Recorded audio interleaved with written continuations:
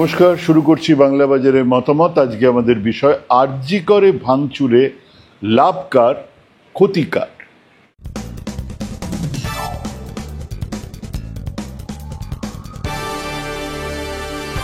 Kolkata police আরজি কর হাসপাতালের ভাঙচুরের সঙ্গে জড়িত বেশ কিছু লোকজনকে গ্রেপ্তার করেছে এবং কথা বলে যা জানলাম, প্রাথমিক জেরা আর বিভিন্ন সূত্রের পাওয়া খবরে তাদের মনে হয়েছে যে এটা ওই হুশ করে আরজি করের বিরুদ্ধে কিছু উৎসাহীরা ঢুকে পড়ল আরজি করের আন্দোলনের এবং ভাঙচুর করে চলে গেল, তেমন কিছু নয়।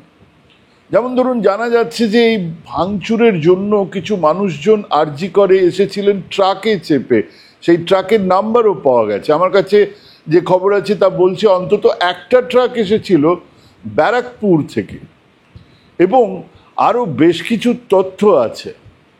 মানে এটা ওই যে একজন রোগী মারা গেল, পাশাপাশি এলাকা থেকে বস্তির কিছু মানুষজন চলে এলো বা তাদের আত্মীয় স্বজনরা হু হু করে চলে এলো, এসে ভাঙচুর করে দিল, একটা স্পন্টেনিয়াস ব্যাপার সেরকম নয়। তথ্যগুলো শুনুন। এক, কয়েকটা দলে ভাগ হয়ে তারা বিভিন্ন জায়গাতে সাধারণ প্রতিবাদীদের সঙ্গে মিশে যায়। এক। দুই হচ্ছে, এদের লক্ষ্য কনফারেন্স রুম ইত্যাদি যারা বলছেন সেটা হয়তো সত্যি নয়। এখন জানা যাচ্ছে যে ওই কনফারেন্স রুমে চলো কথাটা হয়তো ডক্টর, মানে পরে ভিডিওতে বসানো হয়েছে, কিন্তু এদের লক্ষ্য ছিল ভাঙচুর, একটা বড় ক্যাওয়াস তৈরি করা। তিন, এরা স্থানীয় লোকজন নয়, যার ফলে এদের সবার ভেতরের ভূগোলের স্পষ্ট ধারণা ছিল না। চার, এরা কিন্তু খুব তাড়াতাড়ি জায়গা ছেড়ে চলে যায়। এইসব তথ্য একটা জিনিস তো সাফ বলে দেয় যে এটা এক পরিকল্পনার অঙ্গ ছিল, যা খুব দ্রুততার সঙ্গে এক্সিকিউট করা হয়েছে। সেই 1971 20 ফেব্রুয়ারি ফরওয়ার্ড ব্লক নেতা হেমন্ত বসুকে প্রকাশ্য রাজপথেই খুন করা হয়। যারা প্রবীণ তাদের মনে আছে। সেদিন রাজ্যের মুখ্যমন্ত্রী ছিলেন সিদ্ধার্থ শঙ্কর রায় এবং সেদিন তিনি ছিলেন দার্জিলিংয়ে লুই জুবিলি স্যানিটোরিয়ামে একটা অনুষ্ঠানে দলাই লামাকে নিয়ে সেখানে গিয়েছিলেন। খবর যাবার পরেই তিনি সংবাদ মাধ্যমকে জানান যে এ কাজ সিপিএমের। তো এটা শুনেই সিপিএম নেতা প্রমোদ দাশগুপ্ত বলেছিলেন, উনি কি কুকুর নাকি, শুঁকে বলে দিলেন। তো সেরকম এক কাণ্ড ঘটলো। আরজি করের ভাঙচুরের পরেই পুলিশ তদন্ত শুরু করেছে। আমরা সংবাদ মাধ্যমের লোকজন বোঝার চেষ্টা করছি, কিন্তু রাজ্যের মাননীয় শ্রীযুক্ত বিরোধী নেতা শুভেন্দু অধিকারী সম্ভবত শুঁকেই জানিয়ে দিলেন এক বিশেষ সম্প্রদায়ের লোকজনই নাকি এই ঘটনা ঘটিয়েছেন। বললেন উনি, টিভিতে আছে। কলকাতা পুলিশ এখনো পর্যন্ত 27 জনকে গ্রেপ্তার করেছে, নাম তালিকা বের হয়ে গেছে। তাদের মধ্যে 3 জন আছেন ওই বিশেষ সম্প্রদায়ের, বাকিরা সিং, ঘোষ, ভট্টাচার্য, কর্মকার, বাগ ইত্যাদি আছেন। তাহলে আমাদের কাঁথির মেজু খোকা চাইছিলেন কি? তিনি এখানেও সেই একই বিভাজনের রেখা টেনে তার নোংরা রাজনীতির খেলাতে নেমে গেছেন। ওদিকে রিক্লেম দ্য নাইট তো মমতা সরকারকে উৎখাত করার ডাক ছিল না, তা এক ধরনের ক্ষোভের বহিঃপ্রকাশ ছিল। নারীত্বের ধারাবাহিক অবমাননা, ধারাবাহিক ধর্ষণের ঘটনাগুলোর প্রতিবাদে মানুষ, মহিলা, পুরুষ একসঙ্গেই রাজপথে নেমেছিলেন। পরের দিন থেকে তা নেই, থাকাটা সম্ভব নয়। কাজেই আপাতত বাজারে সিরিজের পর সিরিজ ফেক ভিডিও ছাড়তে থাকো, ফেক অডিও ছাড়তে থাকো। ইতিমধ্যে আরজি কর ইস্যু যাতে ফিজল আউট না হয়ে যায়, শুকিয়ে না যায়, তার জন্য জমায়েত, মিছিল ইত্যাদি চলুক। মোহাম্মদ সেলিম সেদিকে নজর দিয়েছেন। স্বাভাবিক, বিরোধী দল তো সেটাই করবে। কিন্তু তারই মাঝে ভাইরাল কেশপুরের বিপ্লবী নেতার ভিডিও। ইচ্ছে থাকলেও তার এক কুঁচোও দিতে পারবো না, কারণ তা 100% হার্ড পর্ন। তো এসব কিন্তু সিপিএম দলের এক গোষ্ঠী মারফত সেটাকে ছড়ানো হয়েছে। কেবল ছড়িয়েই তারা ক্ষান্ত নন, তারা আবার জনে জনে ফোন করে জিজ্ঞেস করছেন, ভাইয়া পেয়েছো তো? অবশ্যই তো নতুন কিছু নয়, বিপ্লবী পদস্খলন। তো ওদিকে তৃণমূলে একদিকে হাহাকার, গেল মহিলা ভোট, যার কাঁধে ভোট দিয়ে এই বিপুল জয়, তাতে ঘা পড়লে সামাল দেবে কে? অতএব মুখ্যমন্ত্রী ফাঁসির দাবি নিয়ে রাস্তায়, ফাঁসি চাই, ফাঁসি দাও। মানে হলো আপনারা কেবল বিচার চাইছিলেন, উনি আর এক ধাপ এগিয়ে ফাঁসি চাইছেন। ওনার মিছিলেই শোনা গেল উই ওয়ান্ট জাস্টিস। বোঝো কাণ্ড, 13 বছর নিরবিচ্ছিন্ন ক্ষমতায় থাকা সরকারের কাছেই জাস্টিস চাইছে শাসক দল, এবং পাশে সেই তারা যাদের নামে একদিন এই কদিন মেমস দেখা যাচ্ছিল, কই তারা, কই কই রচনা, কই সায়নী, মহুয়া, দোলা, সায়ন্তিকা, তো তাদের সবাই ছিলেন পাশে বাংলার নারী শক্তি নিয়ে মমতা রাস্তায়। কারণ তিনি হাসিনা নন, তিনি জানেন কেবল আইন আর প্রশাসন দিয়ে জেতা যাবে না, উনি রাজনৈতিক লড়াইয়ে নেমে পড়েছেন। কারণ লড়াইটা আর একটা ধর্ষণ, হত্যা, তার তদন্ত এসব নয়, এখন লড়াইটা খুব ক্লিন। মানে যেরকম ধরুন আপনার বাংলাদেশের লড়াইটা শুরু হয়েছিল কোটার, চাকরির কোটা নিয়ে, মুক্তিযোদ্ধাদের কোটা পাবে কি পাবে না নিয়ে, কিন্তু সেটা শেষ পর্যন্ত কদিনের মধ্যেই খুব তাড়াতাড়ি এসে দাঁড়ালো হাসিনা পদত্যাগ করো, মানে হাসিনা চলে যাও। এটা ঠিক এখানেও এটা একটা ধর্ষণ বা ধর্ষণের পরে খুন বা তাকে নিয়ে যে একটা ষড়যন্ত্র সেটা নয়, এখন খুব পরিষ্কার ক্লিন স্লোগান, গদি ছাড়ো মমতা, মানে ওই একই স্লোগান এখানেও নিয়ে আসা হয়েছে। কাজেই রাজনীতি যখন হচ্ছে, শাসক দলও রাজনীতি করবে, তারা রাস্তায় নেমে পড়েছেন, একেবারে রাজনৈতিক লড়াই চলছে এখন, কে কোন দিকে বুঝে নাও। কংগ্রেস নিয়ে বলার কোনো মানেই হয় না, কারণ তারা এখন টিকটিকির ল্যাজে পরিণত হয়েছেন এই রাজ্যে, আলতো টোকায় খসে পড়তে পারেন বা ঝুলে থাকতে পারেন কোনো মতে। কিন্তু এই অবস্থানের মধ্যে আমাদের দেখতে তো হবেই, তাইলে কাকা লাভ কার, হু স্ট্যান্ডস টু গেইন। এই যে ঘটনাটা ঘটে গেল তাতে কার লাভ হবে? মানে ধরুন এটা যদি এক পরিকল্পিতই ঘটনা হয়ে থাকে, তাহলে যারা এই পরিকল্পনাটা করলো তাদের লাভটা কোথায়? এবার শাসক দল থেকেই শুরু করা যাক। তৃণমূলেও শুরুতে ভেবেছিলেন যে সিপিএম বিজেপি কি চিৎকার চেঁচামেচি করবে, জুনিয়র ডাক্তাররা দিন বারো ধর্ণা চালাবেন, শেষ পর্যন্ত মুখ্যমন্ত্রী সেখানে গিয়ে হাজির হবেন, বাবা বাছা করবেন, সব চুকে যাবে, তারপর সময়ের নিয়ম মেনে সাতের পাতা হয়ে খবরের এরেনার বাইরে চলে যাবে। কিন্তু এই রিক্লেম দ্য নাইট সত্যিই তাদের ঘুম কেড়ে নিয়েছিল। কিছু বড় আশঙ্কা থাকলেই রাজনৈতিক দলের কর্মীরা ফোন করেন, বোঝার চেষ্টা করেন, কি বুঝছেন দাদা গোছের প্রশ্ন করেন। তো 12-13 তারিখে আমার কল লিস্ট বলছে এরকম অজস্র ফোন এসেছে, প্রশ্ন ওই একটাই, কি বুঝছেন, মানে সরকার কি পড়ে যাবে এতে? কাজেই এটা খুব পরিষ্কার, এই রিক্লেম দ্য নাইট কি কন্টিনিউ করবে? ধর্ষিতার পক্ষে দাঁড়ানো, তার বিচার চাওয়া থেকে সরকারের পদত্যাগে এসে দাঁড়াবে না তো? এই উদ্বেগ ছিল, ভীষণভাবেই ছিল। কাজেই সর্বত্র বিরাট বিরাট চাপে ছিল তৃণমূল, চাপে ছিলেন মুখ্যমন্ত্রী নিজে। 14ই আগস্ট মাঝরাতে স্বাধীনতা উদযাপনের মঞ্চে তিনি বেশিরভাগ সময় নিজেদের এই ব্যাপারে ডিফেন্ড করেই কাটিয়ে দিয়েছেন। 14 তারিখ একটা প্রায় ওয়ার রুম থেকে এই প্রতিটা ঘটনার ওপরে নজর রাখছিলেন অভিষেক। যে কোনো বড় ঘটনার আগেই পুলিশদের ব্রিফিং দেওয়া হয়, বলেই দেওয়া হয় যে পুলিশের তরফে অ্যাকশনের লেভেলটা কীরকম হবে। আমি যা জেনেছি তাতে সাফ বলে দেওয়া হয়েছিল পরিস্থিতি সামলে রাখুন, গুলি ছোঁড়ার প্রশ্নই ওঠে না, মানে গুলি গোলার ব্যাপারই নেই। কেন ওনারা চাইছিলেন দুগ্গা দুগ্গা বলে রাতটা পার করে দিতে। প্রতি ঘন্টা, প্রতি মিনিট, প্রতি সেকেন্ডের খবর ছিল মমতা ব্যানার্জির কাছে। কালীঘাটে এই রুদ্ধশ্বাস টেনশনকে বাড়িয়ে লোক ঢুকিয়ে ভাঙচুর করার কোন কারণটা তৃণমূলের কাছে থাকতে পারে? মামলা অলরেডি সিবিআই এর কাছে চলে গেছে। সবচেয়ে বড় কথা হলো রাজ্য সরকারের সর্বোচ্চ স্তরের সঙ্গে কলকাতা পুলিশের সর্বোচ্চ স্তরের যাবতীয় বৈঠকে একটা জিনিস খুব পরিষ্কার, সেখান থেকে যে খবর আমি পেয়েছি, দায়িত্ব নিয়ে বলছি, তারা নিজেদের মধ্যে যে কথাবার্তা বলেছেন, আমি বলছি তারা যে কথা নিজেরা কনভিন্সড, সেটা হলো এই ঘটনা এক ব্যক্তির কাজ, সেই ব্যক্তি সিভিক পুলিশ, সেই ব্যক্তি নৃশংসভাবে খুন আর ধর্ষণ করেছে। কাজেই সিবিআই এর কাছে আলাদা করে লুকোনোর বা বোঝানোর কিছু নেই।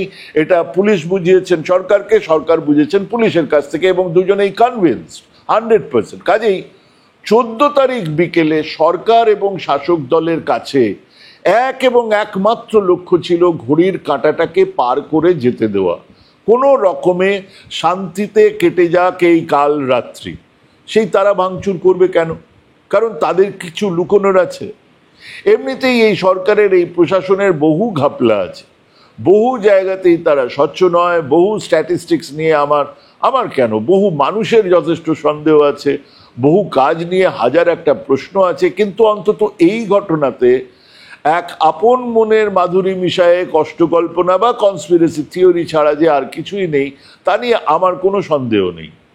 আজ বলছি মিলিয়ে নেবেন, এই ঘটনার তদন্ত যদি শেষ হয় তাহলে ওই এক সঞ্জয় রায় ছাড়া অন্য আর একজনের থাকার কোনো সম্ভাবনাই নেই। কাজেই তা প্রমাণ করার প্রশ্নও নেই। কেন বলছি যদি তদন্ত শেষ হয়, কেন বলছি এই কথা, কারণ এই তদন্ত শেষ না করে বরং তাকে চালিয়ে যাবার, নিত্য নতুন লোকজনকে ডেকে জেরা করে খবরের কাগজের প্রথম পাতায় এনে বিষয়টাকে জিইয়ে রাখাটাই যদি প্রধান আর একমাত্র উদ্দেশ্য হয়, তাহলে আগামী বিধানসভা নির্বাচনের আগে পর্যন্ত এই তদন্ত শেষ করার কোনো মানেই হয় না, কোনো প্রশ্নই আসে না। তো যাই হোক, এই সরকার বা তৃণমূলের কাছে এই রিক্লেম দ্য নাইট দুগ্গা দুগ্গা বলে পার করাটাই ছিল প্রথম টাস্ক। কাজেই তারা এই ভাঙচুর করে ইস্যুকে অ্যাম্প্লিফাই করার চেষ্টা করবে কেন, মানে এত মূর্খ তো মমতা বা তৃণমূল নেতৃত্ব নন।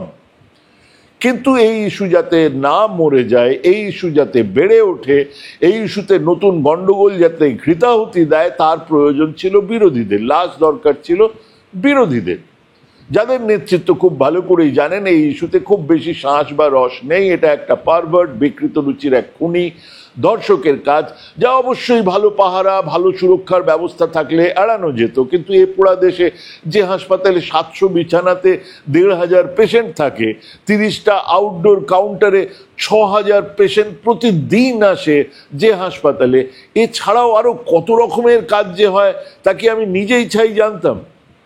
আগামী পুজোতে ওই পেরু ব্রাজিল বেড়াতে যাব, জানলাম ইয়েলো ফিভারের ভ্যাকসিন নিতে হবে। তো এই আরজি করে গেলে মাত্র 300 টাকায় সেটা নেওয়া যায় এবং তার সার্টিফিকেট ওনারা দেন। এরকম আরো কত কি যে চলে, কত মানুষ ঢোকেন, কত মানুষ বেরোন, তার ইয়ত্তা নেই। তবুও খানিক সুরক্ষা ভালো থাকলে সম্ভবত মেয়েটির প্রাণ বাঁচত। সিসিটিভি সবকটা ঠিক থাকলে আরো নিশ্চিতভাবে ছেলেটিকে এবং একমাত্র এই ছেলেটিকেই চিহ্নিত করা যেত। এসব দায়িত্ব নিশ্চিতভাবে রাজ্য সরকারের। কিন্তু তাই বলে 4 জন বন্ধু বান্ধবী এসে তাকে জরাসন্ধের মতো চিরে দিয়ে দিল গোছের ন্যারেটিভ। কলেজের অধ্যক্ষ টাকা তোলেন, সেই টাকার ভাগের জন্য একজনকে খুন করা হলো গোছের ফালতু ন্যারেটিভ ঘুরতো না। এই ইস্যুকে যে কোনো মূল্যে বাঁচিয়ে রাখার দায় ছিল বিরোধী দলের। যদি পরিকল্পনা করেই এই ভাঙচুর হয়ে থাকে তাহলে তার দায় ওখানেই গিয়ে পড়বে। আমরা তো দেখেইছি, প্রাথমিক ব্যারিকেড ভাঙা হয়েছে একেবারে দলীয় পতাকা হাতে নিয়ে। যদি বলেন দলীয় পতাকা তো বাজারেও কিনতে পাওয়া যায়, তাহলে বলবো পতাকা কেনা আর পতাকা বহন করে পুলিশের ব্যারিকেড ভাঙার ফারাকটা আমরা বুঝি। এই বয়সে ও সমস্ত ছেদ তর্ক যুক্তি শুনতে রাজি নই, কিন্তু তবুও অবকাশ তো থেকেই যায়। মানে সেই জন্যই বারবার বলছি যে ওই যে যারা ব্যারিকেড ভাঙছে তাদের চিহ্নিত করা হোক, জেরা করলেই বেরিয়ে আসবে সত্যিটা। কিন্তু যদি আমরা ওই হু স্ট্যান্ডস টু গেইন তত্ত্ব ধরে চলি তাহলে অন্তত এটা পরিষ্কার যে শাসক দলের এতে ক্ষতি বই লাভ নেই, যা হলো তাতে ক্ষতিই হলো তার। আচ্ছা ধরুন ওই তত্ত্বটাকে সামনে রাখা গেল যে এই লুম্পেনদের দল আসলে আরজি করের ওই সেমিনার ঘরের সাক্ষ্য প্রমাণ লোপাটের জন্যই সেদিন ঢুকেছিল। মানে ওই সেমিনার হলে এখনো এত সাক্ষ্য প্রমাণ পড়ে আছে, সেগুলোকে ভাঙলে মানে সাক্ষ্য প্রমাণ নয় তো, যেন মনে হচ্ছে আমরা কাঁঠাল পড়ে আছে, সেটাকে লোপাটের জন্য তারা ঢুকেছিল। তাহলে ওই আধ ঘন্টা যখন তাদের কন্ট্রোল করার কেউ ছিল না, যখন তাদের পক্ষে তা করা সম্ভব ছিল, তখন তারা করলো না কেন? আবার এক কুযুক্তি দেওয়া হচ্ছে তারা নাকি চিনতেই পারেনি কোনটা সেমিনার রুম আর কোনটা ইএনটি ওয়ার্ড, তাই তারা সেমিনার রুমের বদলে ইএনটি রুমটা ভেঙে ফেলেছে। প্রথমে বলা হয়েছিল আগুন লাগিয়েছে, তারপরে বলা হয়েছে ভেঙে ফেলেছে। এমনকি হাস্যকর কথাটা উল্টো যুক্তি হিসেবে স্বয়ং মুখ্যমন্ত্রীও বলেছেন। যারা সকাল থেকে পরিকল্পনা করেছে, 6-7 ভাগে আলাদা আলাদা হয়ে ঢোকার প্ল্যান করেছে, যারা ওই ডিওয়াইএফআই বা কংগ্রেসের ঝান্ডা নেওয়া লোকজনদের সঙ্গে মিশে থেকে ব্যারিকেড ভাঙার প্ল্যান করেছে, তারা শাসক বা বিরোধী দল যাদেরই হোক, বাকিটা এক্সিকিউট করার ব্যবস্থা করে রাখবে না? দু কি তিনজন থাকবে না যারা রাস্তা দেখিয়ে নিয়ে গিয়ে কাজটা করতে সাহায্য করবে? আপনি আমি প্ল্যান করলেও তো এটাই করতাম। দু তিনজন তো থাকতোই যারা ভেতরে যাবার পরে সোজা আঙুল দিয়ে দেখিয়ে দিত এইটা হলো জায়গা, এটাকে ভাঙো। আমি বুঝতে পারছি না যে সেখানে কি প্রমাণ লোপাট করার জন্য কি ভাঙা যায়, যদি কিছু থেকেও থাকে আমরা বুঝতে পারছি না হয়তো।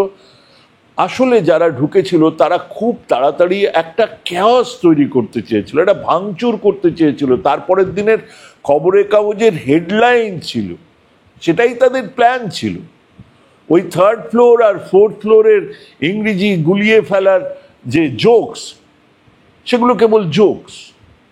একটা সিরিয়াস জিনিস নিয়ে আমরা আলোচনা করছি, একজনের হত্যা, একজনের ধর্ষণ নিয়ে আমরা আলোচনা করছি। কি মিমস তৈরি হচ্ছে? যারা ভাঙতে গেছে এতখানি পরিকল্পনা করে, যারা এতখানি পরিকল্পনা করার পরে ভেতরে ঢুকে পড়েছে, তারা জানবে না থার্ড ফ্লোর ফোর্থ ফ্লোর কোনটা, আর কোনটা ভাঙা উচিত কোনটা ভাঙা উচিত নয়। তারা ঢুকেছিল ক্যাওস করতে, তারা চেয়েছিল হেডলাইন হোক, হয়েছে হেডলাইন। এবার ঢোকার পরে কি ভাঙচুরের সাহায্য তৃণমূলের কোনো বিক্ষুব্ধ গোষ্ঠীর নেতা করেছিলেন? এটা হতেই পারে, হওয়াটাই সম্ভব, খুঁজে বের করা হোক।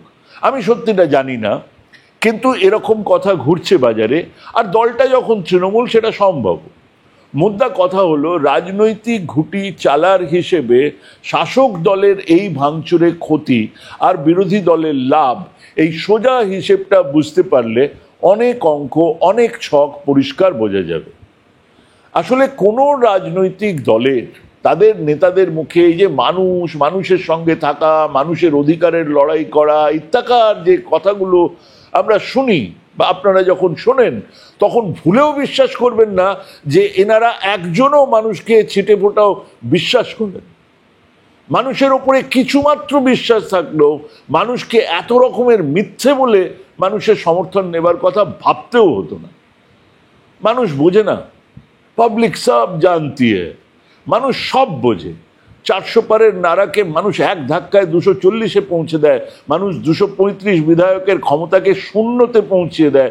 মানুষ বোঝে বলেই যে লক্ষ মহিলা আর পুরুষ সেদিন রিক্লেম দ্য নাইট বলে রাস্তায় নামলেন, তাদের অধিকাংশই এই মুহূর্তে মমতা সরকারকে ফেলে দিতেই হবে এই এজেন্ডা নিয়ে নামেননি। এর মানে এই নয় যে পাবলিক সেটা কখনোই মনে করবে না, করতেই পারে। তবে এখনো তাদের কাছে এই রাজ্যে মমতার বিকল্প নেই। এখনো তারা মনে করে এই সরকারের অনেক ব্যর্থতা আছে, কিন্তু সেই ব্যর্থতার জন্য তাদের সরিয়ে বিরোধীদের আনার সময় এখনো হয়নি। কাজেই কিলিয়ে কাঁঠাল পাকানো যাবে না। বিভিন্ন ইস্যুতে আন্দোলন হোক, মিথ্যে আর ফেক ন্যারেটিভ গড়ে, ফেক ভিডিও আর অডিও ক্লিপ দিয়ে সরকার ফেলা যাবে, এরকম ভাবলে তা নেহাতি ছেলে মানুষই কাজ। যদি সত্যি এই ভাঙচুর পরিকল্পনা করেই করা হয়ে থাকে এই সরকারের মুখ পোড়াতে, তাহলে তা মানুষের বুঝতে অসুবিধে হবে না। আজ বা কাল বা পরশু সত্যিটা বেরিয়ে আসবে, মানুষ প্রতিদিনের মতোই বসে বুঝে ফেলবে, তাহলে কাকার লাভ কার? যাদের লাভ তারাই যে ঘটনা ঘটিয়েছেন সেটাও তাদের বুঝতে কোনো অসুবিধা হবে না। আজ এখানেই শেষ করছি, নমস্কার। দেখতে থাকুন আমাদের বাংলা বাজার।